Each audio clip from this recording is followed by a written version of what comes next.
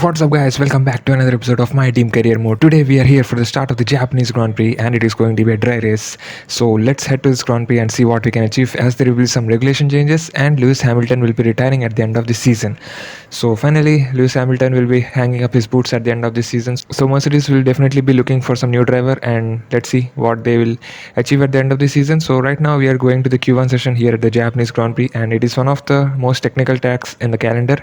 And definitely, I'll be going with some aggressive setup because obviously I need some straight line speed because the other teams are having some OP straight line, and for that reason I am just going for some aggressiveness in the setup. And in a first turn you can see the Haas just blocks our path, so we just couldn't complete the lap as it was quite a lot of time waste. So I just went for another push lap, and this time I was hopeful that no traffic will be there in front of us, and that is the reason why I am just pushing so hard in this lap, and hopefully we'll be getting some decent lap time to get into the Q2 session.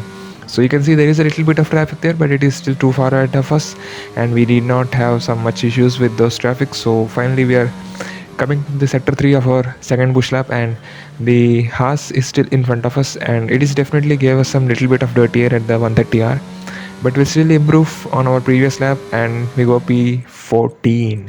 So we are in the Q2 session and our teammate is in P11. So a wonderful recovery drive from Alonso from his not so good finish in the previous Italian Grand Prix, and right now it is our banker lap in the Q2 session, and you can see this was quite a decent lap, I would say, but still there is a lot of time to improve in this lap, and we go into P12. So again we went for another push lap and we just binned it.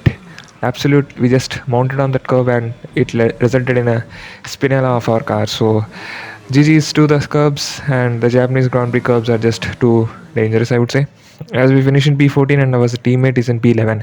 So we'll be starting at P14. So let's see what we can achieve here at the Japanese Grand Prix, and definitely we'll be going for some medium to hard strategy because the soft ice will definitely degrade fast, so I'm not using that strategy here. So the medium to hard strategy with little bit of less fuel so that we do not get any fuel issues. So Lando Norris, Verstappen, Leclerc, Russell are in the top two of the grid, and we are at P13. So someone has taken some grid penalties. That is the reason why we got a promotion, and it is 5 red lights, and away we go for the start of the Japanese Grand Prix here at the Suzuka International Circuit. And we get a lot of wheel spin and we lose at least 3 positions, and we are just trying to claim those positions back at the turn 1 by just going around the outside at this turn, and we make the most stick. So we were able to just place our car right inside the white lines, and we are now fighting with the likes of Alex Albon. So definitely this will be a good fight because obviously he's one of our rivals and he's not going to give us any space, as we almost collided and lost the balance of our car. You can see here Albon could have left some more room for us, and we just got sliding on that curve and it lost us so much of our momentum. But thankfully, because we had a straight line speed, so we were able to catch Albon in the sector 3 of the lap, and we were able to go ahead of him. So GG's to us, as it was quite a risky move at the lap 1. So hopefully we'll not be able to suffer any such stupid mistakes in the upcoming laps, as we almost locked up behind Schumacher at the hairpin in the lap 2, because obviously the hairpin is quite a difficult situation to overtake because we are carrying so much of speed, and you need to have to brake your car at the decent amount of time so that you can gain the much needed control over your car at this hairpin. So this could be one of our favorite spots to make an opportunity to overtake, but let's see what we can achieve, because obviously the Haas is still a powerful car in the straight line, and as you can see here, it is still giving quite a bit of dirty air in the 130R. And we were thinking of going down the inside at this casino triangle, but we couldn't as we were too far away. So we will have to wait for our opportunity, as we almost has a trank slapper. So the car is still not quite stable, and we have to definitely improve upon the aerodynamic section in the R&D components, or rather the chassis section also.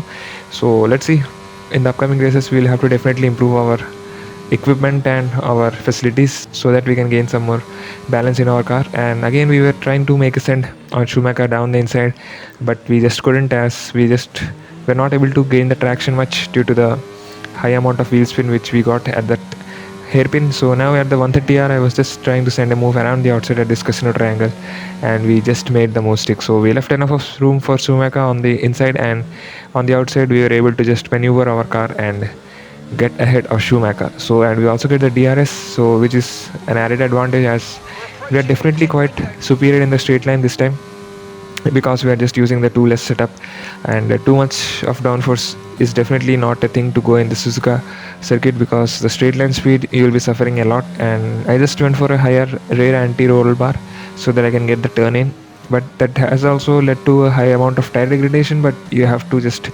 adjust to the situation, and you just cannot have a perfect car in any race scenario. So you have to just maintain whatever suits you, whatever suits your driving style, and depending on the track and the weather conditions, you have to choose your setup. So yeah, let's see what we can achieve from here, as we are at P13 and the lap 7.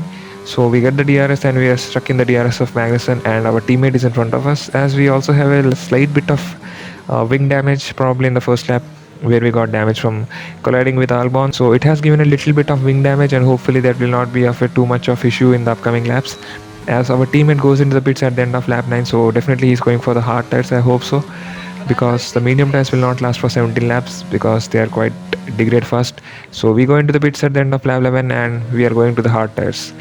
And since there is no safety car here, so it was quite a smooth pit stop. And let's see from what we can achieve from here, as we are at P14 and we will be racing Magnussen and Alonso at the end of the pit straight. So will we be able to just overcut them? Yes, we can, almost, as Magnussen and Alonso are almost 1 second behind of us, so we were able to overcut both of them. So now it is our chance to make the move stick, but still we have the cold tires and we have to let Magnussen go, because obviously we cannot overtake or fight with him with these cold tires, because there is absolutely no grip and the car is just sliding all over the place. So the tire set is 70 degrees centigrade, so we will take at least couple of sectors to just improve our car and improve the optimum temperature of our tires, so that they can fire up and provide the much needed grip in asphalt. So right now you can see Alonso was also trying to make a move around the outside at this hairpin, but we just cover off the apex of the position and we are able to claim the P15 position. So definitely we have undercut the other medium tire guys, so hopefully in the coming laps we'll be able to undercut them and gain some at least points position. I'm targeting to get at least P8 in this race, because that is quite doable if we have the correct amount of race pace, and our tires did heat up in the medium tires, so hopefully in the hard tires the heating issue will not be there in the front tires. So let's see what will be there in front of us, as at the hairpin again we were thinking of making a move, but again you can see the tank slappers. So the tires are still not at the optimum window where they are just fired up for providing the much needed mechanical grip. So we have to just play the patience game and pick our choices, so that we just are able to overtake one by one. So at this casino triangle we again make a move on Magnussen, who just locks up. So a mistake from Magnussen which just helps us in taking back the P13 position, and you can see Tsunoda and Joe are in the pits. So we just undercut a couple of guys, and right now we are at P12 position and P11. So we just undercut Joe and Tsunoda, and right now we are at least 9.2 seconds behind Ocon, and this gap will continue to improve, because obviously we'll be improving our car, because the tires will definitely have the correct amount of air where they will provide the much needed grip, as Lance Stroll gets DNF'd here at the Japanese Grand Prix. So an engine failure for the McLaren. So reliability issues are still there in the other teams, and that is the reason why we are seeing some mechanical issues here at the Japanese Grand Prix. So let's see what we can achieve in the upcoming laps, as there is a little bit of wing damage, as we had a slight bit of contact with Albon, which is just making these right turns quite difficult to maneuver, as Lewis Hamilton gets DNF'd here at the Japanese Grand Prix. So an unfortunate day for the Mercedes guy, as he'll be retiring at the end of the season, and here at the Japanese Grand Prix also he got DNF'd. So quite a rare thing to see that Lewis Hamilton gets DNF'd due to an engine failure, but it is what it is. It is hard racing, and see, these things happen because obviously no engine is completely foolproof, and such DNFs do occur. As at the lap 21 you can see we are 9.3 seconds behind Ocon, and at the end of the lap 21 you can see we are 8.9 seconds. So we are definitely catching to the Ocon, and I am hopeful that our tires can improve, but will it be enough to catch Ocon by 8 seconds in the upcoming 5 laps? I don't think so, because definitely we are not having that much of pace, and Alpine is still ahead of us in the R&D chart. So we are gradually catching up to the back of Ocon, but still the gap is maintaining at least 8.4 to 8.6 seconds, and we just dipped into the 7.6 at the end of lap 26, and again at the next lap we go to 7.1 seconds. So we definitely had the pace to just catch up, but as you know the laps are too short and we just couldn't catch up to the back of Ocon, as Lando Norris wins here at the Japanese Grand Prix. So the McLaren have definitely improved quite a lot at the third season, and they're definitely one of the dark horses, as they and Alpine are just improving their performance a lot, with Pierre Gasly and Ocon, the two French guys in the Alpine. So definitely quite a remarkable race for the Alpine and McLaren guy, except for the DNF which Lance Stroll undertook here at the Japanese Grand Prix. So here we are at P9, and We couldn't get the P8 position because obviously we did not have the pace and the laps were also running off. So we get around P9 and at 60% died where this was a decent recovery drive as Lando Norris gets the driver of the day. So GG's to the McLaren guy. And we get P9 and our teammate just missed out on the points by staying at P11, so he couldn't overtake Kevin Magnussen, so that was one of the reasons why. And the Haas is definitely powerful in the straight line, so maybe our teammate went for some high downforce setup, so that is the reason he couldn't overtake. As we are at P10 in the Drivers' Championship, quite a lot of improvement compared to the previous 2 seasons, and in the Constructors also we are at P6. So definitely we have come a long way, and there is a long way to go, and hopefully in the upcoming seasons and upcoming races we'll be definitely gaining up the points. As we lose some points due to because we did not finish races and there were some issues with the branding also. To improve our co-driver space, we also do some simulator upgrades so that Fernando Alonso gets some upgrade in his space. So this was about the Japanese Grand Prix, and thank you guys for watching this video. And next Grand Prix will be the US Grand Prix. So hit like and do subscribe for daily F1 22 content. I will meet you again in the next Grand Prix at the Texas. So till then, peace.